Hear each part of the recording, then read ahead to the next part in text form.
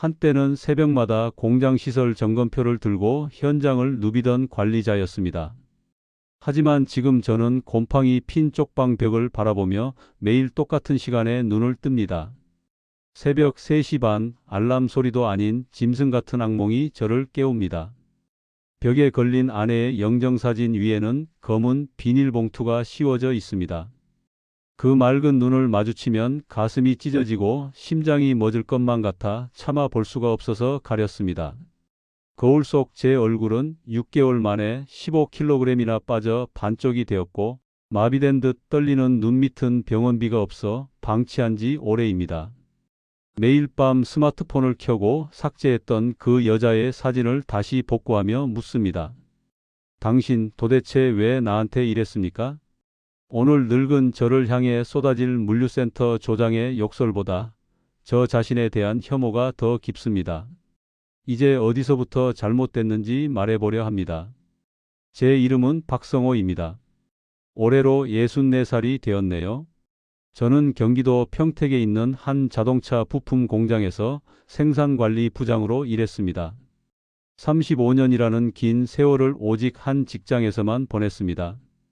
남들은 한두 번쯤 이직도 하고 쉼표도 찍는다지만 저에게 직장은 곧 제 존재 증명이자 가족을 지키는 유일한 울타리였습니다. 매일 새벽 5시면 어김없이 눈을 떴고 6시면 공장 문을 열고 들어가 기계 돌아가는 소리를 들어야 비로소 안심이 되던 그런 삶이었습니다. 그 쇳가루 날리는 현장에서 청춘을 다 보냈습니다. 제 아내 순자하고는 33해를 함께 살았죠. 제가 회사 일에 미쳐서 밖으로만 도는 동안 아내는 군말 없이 집안일을 도맡았습니다. 아이 둘을 번듯하게 키워내고 거동이 불편하신 시어머니까지 모시느라 고생이 참 많았습니다. 살림이 빠듯할 때는 저 몰래 새벽 시장에서 생선 좌판까지 벌였던 사람입니다. 한겨울 얼음물에 손이 터져가며 돈을 벌면서도 퇴근한 저에게는 힘들다는 소리 한마디를 안 했습니다. 그저 당신이 수고가 많다며 따뜻한 국밥 한 그릇을 내어주던 참 바보같이 착한 여자였습니다. 그렇게 성실하게 살면 복이 올 줄 알았습니다. 하지만 현실은 냉혹했습니다. 아내는 평생 고생만 하다 당뇨 합병증이 왔고 결국 발가락을 잘라내는 수술을 받아야 했습니다. 그런데 저는 그때도 중국 베이징 출장 중이었습니다. 계약이 코앞이라는 핑계로 아내의 수술실 앞조차 지키지 못했습니다. 그게 제 평생의 한이 될 줄은 꿈에도 몰랐습니다. 3년 전 마지막 계약을 성사시키려 사활을 걸고 있을 때 아내에게서 전화가 왔습니다. 몸이 좀 이상하다고, 어지럽다고요. 저는 그때 냉정하게 말했습니다. 이틀만 기다리라고, 이 계약만 끝나면 바로 가서 당신 좋아하는 거 다 해주겠다고요. 다음 날 새벽 간호사에게서 걸려온 전화 한 통에 제 세상은 무너졌습니다. 보호자분 빨리 오셔야 할 것 같다는 그 떨리는 목소리가 아직도 귀에 생생합니다. 본부장은 계약이 날아가면 큰일이라며 발을 잡았고 저는 결국 고개를 숙이고 현장에 남았습니다. 간호사가 마지막으로 녹음해 보내준 아내의 목소리는 지금도 제 심장을 후벼 팝니다. 여보 괜찮아요. 일 마치고 조심히 와요. 나 기다릴게요. 그게 끝이었습니다. 공항으로 가는 차 안에서 아내의 사망 소식을 들었습니다. 비행기 안에서 소리 죽여 울며 빌었습니다. 제발 한 번만 다시 눈을 떠달라고요. 장례를 치르고 돌아와 텅 빈 집에서 아내의 낡은 수첩을 발견했습니다. 거기엔 삐뚤삐뚤한 글씨로 이렇게 적혀 있었습니다. 여보, 퇴직하면 우리 제주도 가요. 딱 둘이서만요. 그 소박한 꿈 하나를 못 이뤄준 채 저는 정년퇴직을 했습니다. 퇴직금 1억 원, 대출 하나 없이 깨끗했던 수도권 아파트 시세 7억 5천만 원, 그리고 아내가 제 곁을 떠나며 남긴 보험금 1억 5천만 원. 그렇게 제 손에 남은 건 정확히 10억 원이었습니다. 평생의 피땀과 아내의 목숨값이 섞인 그 돈을 보며 다짐했습니다. 이제는 당신을 위해 살겠다고, 아내가 못 가본 제주도에 가서 남은 인생을 바치겠다고요.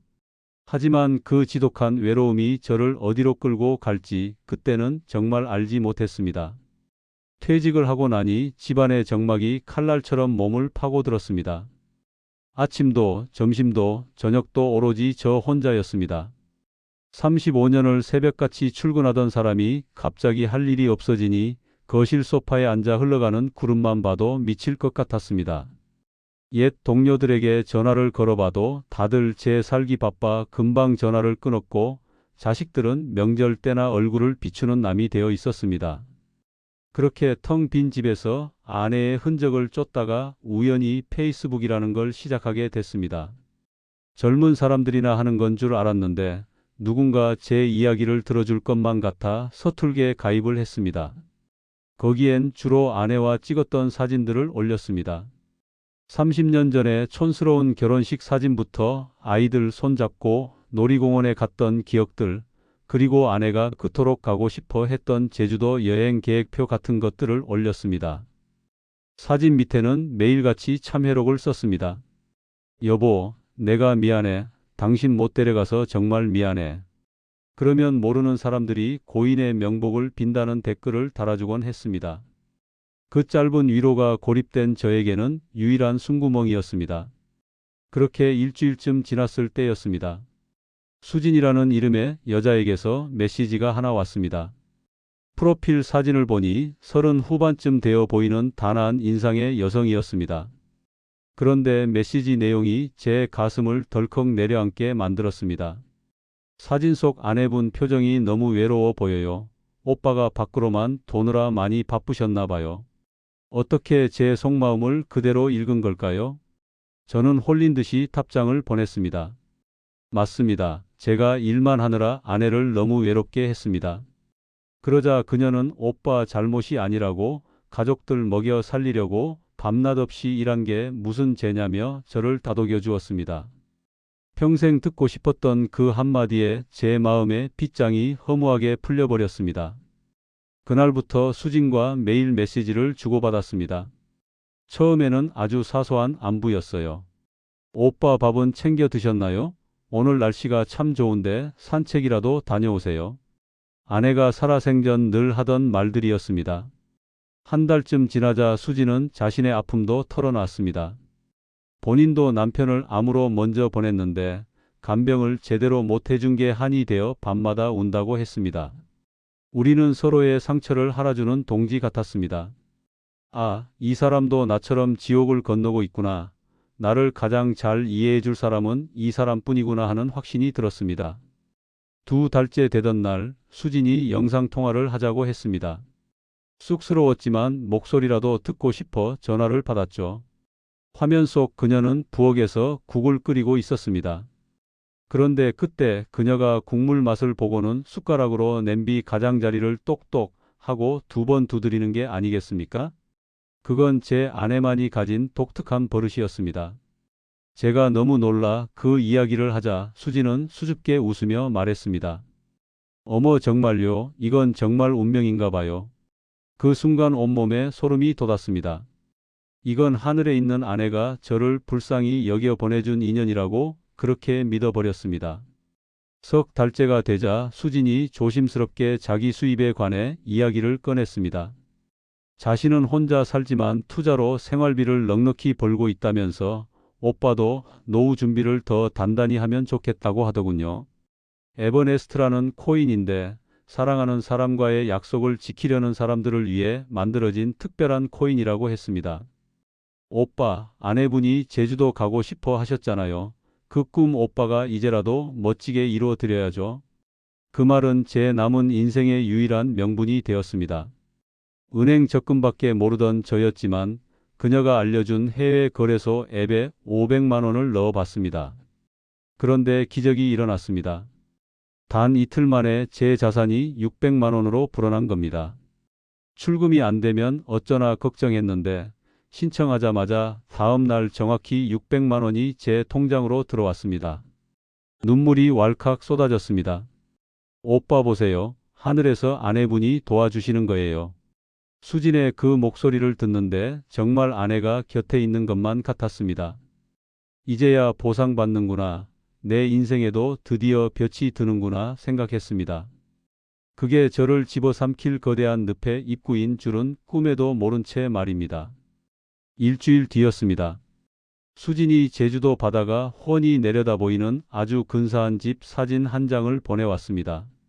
사진 속 마당에는 아내가 좋아하던 수국이 흐드러지게 피어 있었죠. 그녀는 저에게 여보라고 부르며 여기서 우리 같이 살면 어떻겠냐고 물었습니다. 심장이 터질 것처럼 뛰었습니다. 제가 그 집은 너무 비싸지 않냐고 묻자 수지는 매매가가 8억 원쯤 된다고 하더군요. 그러면서 덧붙인 말이 제 이성을 완전히 마비시켰습니다. 오빠, 이 집에서 차로 20분 거리에 정말 명당인 수목장 자리가 있대요. 우리 이사 갈 때 납골당에 혼자 계신 아내분도 이리로 모셔와요. 아내분이 제주도 가고 싶어 하셨다면서요. 우리 여기 살면서 매일 아내분 찾아가고 그렇게 셋이서 같이 살아요. 그게 진짜 아내분을 위한 게 아닐까요? 그 말을 듣는데 목이 메어 아무 말도 할 수 없었습니다. 아, 이 사람은 내 미래뿐만 아니라 내가 죽을 때까지 가슴에 얹고 살아야 할 그 무거운 죄책감까지 닦아주려 하는구나 싶었습니다. 평택 차가운 납골당에 혼자 둔 아내를 따뜻한 제주도 바닷가로 모셔올 수만 있다면 저는 못할 게 없었습니다. 수지는 제 마음을 완벽하게 읽고 있었고 저는 그 따뜻한 덫에 스스로 발을 밀어 넣었습니다. 그렇게 제 마음이 완전히 무장해제되자 수지는 더욱 교묘하게 파고들었습니다. 오빠, 아내분 보험금 말이에요. 그 귀한 돈을 그냥 은행에 묵혀두는 게 정말 아내분을 위한 걸까요? 그 돈으로 아내분 꿈을 이뤄드리는 게 진짜 사랑 아닐까요? 아내분도 오빠가 이 좋은 집에서 행복하게 웃는 걸 가장 바라실 거예요. 그 말은 제 가슴을 예리하게 찔렀습니다. 맞습니다. 평생 고생만 하던 아내가 남긴 마지막 돈으로 아내의 꿈이었던 제주도 집을 산다니 이보다 더 완벽한 명분은 없었습니다. 나 혼자 슬퍼하며 사는 것보다 이 돈을 불려서 보란듯이 성공하는 게 아내에게 속죄하는 길이라고 믿어버렸습니다. 저는 망설임 없이 2천만 원을 더 입금했습니다.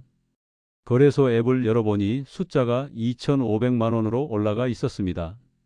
500만 원이 순식간에 불어난 겁니다. 매일 아침 일어나 앱을 켜는 게 유일한 즐거움이 되었습니다. 어떤 날은 2,600, 어떤 날은 2,700. 아내에게 면목이 서는 기분이 들어 숫자를 볼 때마다 설렜습니다. 그게 독이 든 성배인 줄도 모르고 말입니다. 그 무렵 큰아들이 예고도 없이 집에 찾아왔습니다. 아들은 제 얼굴을 유심히 살피더니 조심스럽게 물었습니다. 아버지, 요새 무슨 일 있으세요? 왜 그러냐고 되물으니 아들이 한숨을 쉬며 말하더군요. 요새 엄마 납골당도 안 가시고 이번 제사상도 너무 대충 차리신 것 같아서요. 어디 몸이라도 편찮으신 거예요? 가슴이 철렁했습니다. 아내를 위한 투자를 한답시고 정작 아내의 기일조차 잊고 지냈던 겁니다. 하지만 저는 아들에게 사실대로 말할 수 없었습니다. 아니야, 그냥 허리가 좀 아파서 그런 거니까 걱정하지 마라. 다음에 갈게. 저는 생전 처음 아들에게 차가운 거짓말을 내뱉었습니다. 아들은 의심 가득한 눈초리로 저를 바라보았지만 더는 묻지 않고 돌아갔습니다. 어느 날 500만 원을 더 보내려고 은행을 찾았습니다. 그런데 창구 직원이 통장을 한참 보더니 저를 따로 불러 말했습니다. 어르신, 요즘 로맨스 스캠이라는 사기가 정말 많습니다. 갑자기 모르는 사람에게 큰돈 보내시는 건 아니시죠? 그 순간 저는 고마움보다 형언할 수 없는 불쾌감이 치밀어 올랐습니다. 내가 이 나이 먹고 사기나 당할 바보로 보이나 싶어 버럭 소리를 질렀습니다. 당신이 내 사정을 얼마나 안다고 그래. 이건 사기가 아니라 내 인생이 걸린 문제야. 사기 아니니까 잔말 말고 빨리 처리해줘. 직원은 당황해서 고개를 숙였고 은행 안의 사람들이 일제히 저를 쳐다봤습니다. 손이 부들부들 떨렸습니다. 평생 남에게 소리 한번 안 지르고 살던 내가 왜 이렇게 예민해졌을까? 잠시 의문이 들었지만 수진의 목소리를 떠올리며 금세 무시해 버렸습니다. 그날 밤 수진과 영상통화를 했습니다. 수진은 지금 제주도에 내려와 있다며 화면 너머로 넘실거리는 바다를 보여줬습니다. 여보, 여기가 우리 거실이에요. 여기 아내분 사진 모실 자리도 미리 봐두었답니다. 수진이 카메라를 돌려 보여준 창밖으로 시원한 파도 소리가 들려왔습니다. 저는 영정 속 아내를 바라보며 다짐했습니다. 여보, 이제 조금만 더 기다려. 내가 당신 데려갈게. 우리 약속 꼭 지킬게. 그때 멈췄어야 했습니다. 은행 직원이 건넨 그 불편한 조언이 하늘이 준 마지막 경고였다는 걸 저는 그 따뜻한 바닷소리에 속아 완전히 잊고 있었습니다. 저는 그렇게 스스로 지옥의 문을 더 활짝 열고 있었습니다. 넉 달째가 되었을 때 수진의 목소리가 전과는 다르게 몹시 다급해졌습니다. 오빠, 큰일 났어요. 에버네스트 코인이 다음 주에 정식으로 상장된대요. 상장되기 전에 10억 원을 채워야 VIP 등급을 받는데 이 등급만 되면 배당이 5배나 된대요. 10억 원이라니요? 저는 숨이 턱 막혔습니다. 제가 가진 전 재산을 다 합쳐야 나오는 액수였습니다. 망설이는 저에게 그녀는 마지막 승부수를 던졌습니다. 오빠, 저 혼자 제주도 가기 싫어요. 아내분도 그 차가운 납골 땅에 혼자 두고 오실 거예요? 우리 이사 갈 때 아내분도 꼭 모셔와야죠. 이번 기회 놓치면 그 집도 아내분 수목장 자리도 다 날아가요. 우리 셋이 행복해질 마지막 기회란 말이에요. 그 말에 제 마지막 이성이 끊어졌습니다. 그래, 이번이 정말 마지막 기회다. 이 산만 넘으면 아내와의 약속도 지키고 내 남은 인생도 보상받는 거다. 그렇게 스스로를 속였습니다. 가장 먼저 살고 있던 아파트를 내놓았습니다. 30년 넘게 우리 가족의 웃음과 눈물이 배어있는 집이었지만 그때의 저에게는 그저 10억 원을 만들기 위한 숫자로만 보였습니다. 살고 있던 아파트를 7억 5천만 원에 팔았습니다. 다행히 바로 임자가 나타났고 저는 이사 날짜를 코인 상장 전날로 맞추고 짐을 정리했습니다. 계약금이 들어온 날 저는 곧장 은행으로 달려갔습니다. 3억 원이라는 거금을 이체하려 하자 창구 직원이 다시 한번 제 앞을 막아섰습니다. 어르신, 고액 이체라 확인이 필요합니다. 혹시 투자를 권유받으신 건가요? 저는 화가 치밀어 올라 소리를 질렀습니다. 내 돈 내가 투자하겠다는데 당신이 무슨 상관이야. 사기 아니니까 빨리 처리나 해줘. 제 고함에 주변 사람들이 수군거렸지만 저는 아랑곳하지 않았습니다. 이틀 후 아내의 보험금 1억 5천만 원과 퇴직금 1억을 보낼 때는 아예 다른 은행을 찾았습니다. 그 돈은 아내가 발가락을 잘라가며 제 손에 지문이 닳도록 생선을 팔며 모은 정말 아내의 목숨값이나 다름없는 돈이었습니다. 혹시라도 또 방해받을까봐 일부러 젊은 직원이 있는 창구로 가서 아무 말 없이 이체를 마쳤습니다. 가슴 한켠이 서늘해져서 통장을 받아들고 화장실 칸에 들어가 한참을 울었습니다. 이건 아내를 위한 거야. 아내도 이해해 줄 거야. 그날 밤 저는 이미 짐을 다 비워버린 텅 빈 거실에 홀로 앉아 아내의 영정사진을 바라보았습니다. 여보, 내일이면 우리 드디어 제주도로 가. 당신이 그토록 가고 싶어 했던 그 바닷가 집으로. 영정 속 아내는 여전히 웃고 있었습니다. 그 미소가 저를 용서해 주는 것 같기도 했고 어서 도망치라고 울부짖는 것 같기도 했습니다. 수지는 전화기 너머로 속삭였습니다. 여보, 내일 오전 10시 정각까지 마지막 4억 5천만 원을 보내주세요. 1분이라도 늦으면 물량이 날아가니까 꼭 정각까지 보내야 해요. 내일 공항에서 만나요. 우리 아내분 모시고 같이 내려가요. 사랑해요. 수진이 알려준 대로 내일 오전 10시 정각까지 마지막 4억 5천만 원만 보내면 모든 게 완벽해질 거라 믿었습니다. 그 달콤한 목소리에 취해 저는 제가 벼랑 끝에 서 있다는 사실을 전혀 알지 못했습니다. 운명의 그날 아침이 밝았습니다. 그날은 제가 이 아파트를 새 주인에게 넘겨주고 떠나야 하는 이사 날이기도 했습니다. 이삿짐센터 트럭은 이미 제 가구들을 실어 아들 집 창고로 떠났고 텅 빈 거실에는 오직 제 짐가방 2개와 아내의 영정사진만 덩그러니 놓여 있었습니다. 빈집을 서성이는 동안 입안은 바짝 마르고 손등은 경련이 일어 자꾸만 떨렸습니다. 아침 일찍 잔금이 이체된 순간 저는 황급히 은행으로 향했고 마지막 남은 4억 5천만 원이 빠져나가는 순간 제 심장은 금방이라도 터질 것처럼 요동쳤습니다. 10시 정각 수진에게 카톡을 보냈습니다. 보냈어 여보, 확인해봐. 이제 공항으로 갈게. 하지만 1분이 지나고 2분이 지나도 숫자 1은 사라지지 않았습니다. 괜찮아. 지금 확인하느라 바쁘겠지. 스스로를 다독이며 몇 번이고 메시지를 보내고 전화를 걸었습니다. 하지만 돌아오는 건 차가운 침묵뿐이었습니다. 10시 10분이 되었을 때 저는 무언가 잘못되었다는 걸 직감했습니다. 수진의 프로필을 새로 고침하는 순간 그 예뻤던 사진이 사라지고 덩그러니 기본 이미지만 남았습니다.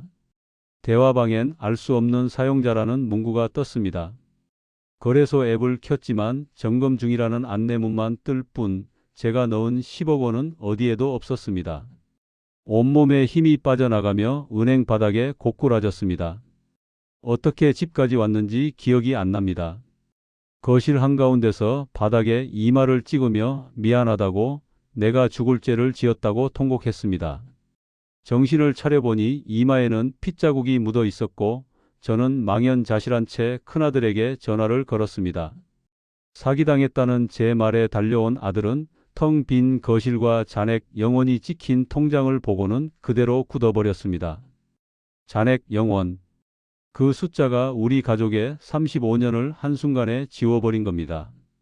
아들은 엄마 영정사진 앞에 무릎을 꿇었습니다. 한참을 침묵하던 아들이 고개를 들고 저를 보며 말했습니다.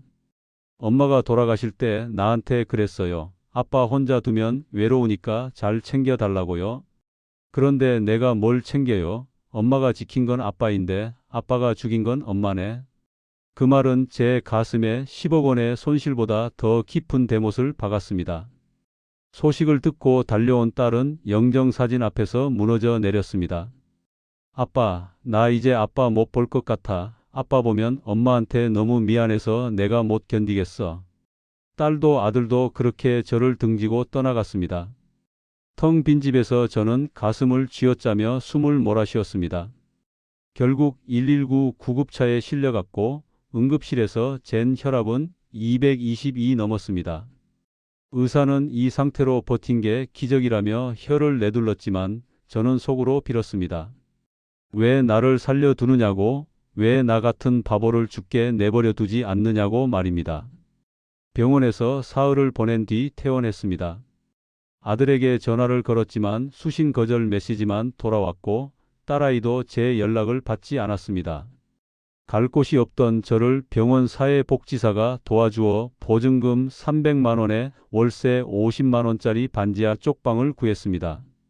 이미 집은 남의 손에 넘어갔고 자식들과도 인연이 끊겼으니 그 눅눅한 지하방이 제 마지막 거처가 되었습니다. 10억 원을 주무르던 손으로 300만 원짜리 계약서를 쓰는데 손이 벌벌 떨리더군요.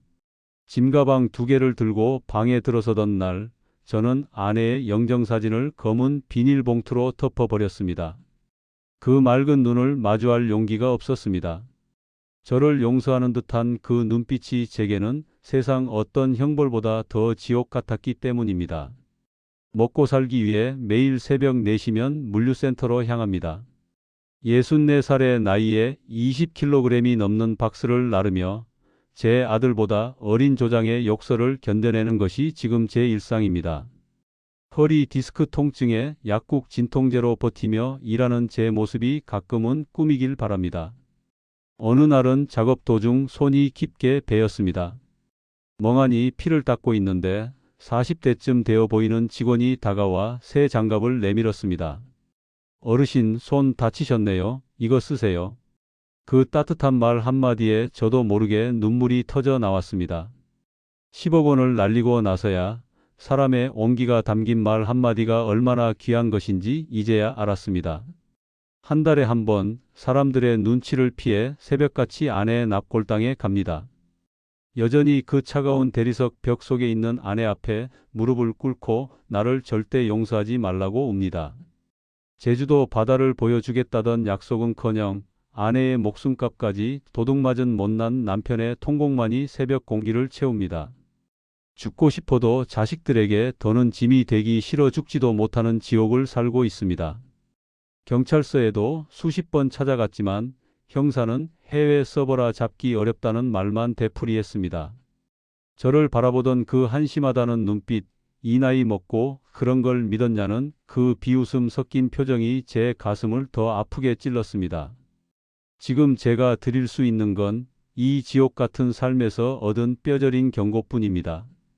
첫째, 처음 한두 번 출금을 성공시켜 준다면 그건 당신을 안심시키려는 독 묻은 미끼입니다.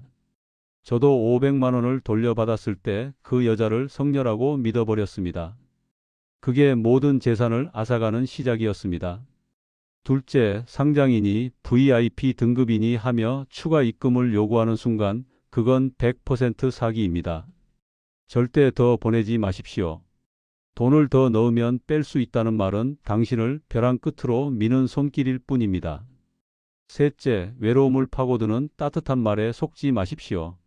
사랑과 위로로 접근하는 사람일수록 돈 이야기를 꺼내는 순간 인연을 끊어야 합니다. 외로움은 10억 원보다 훨씬 비싼 대가를 치르게 합니다. 그 지독한 적막을 견디지 못해 잡은 손이 제 평생을 파괴했습니다. 제발 저처럼 살지 마십시오. 아내의 목숨값을 도둑맞지 마십시오. 사랑하는 사람을 2번 죽이는 이 멍청한 짓을 절대 반복하지 마십시오. 아내의 얼굴을 똑바로 볼 수 없다는 것, 그것이 진짜 지옥임을 잊지 마십시오.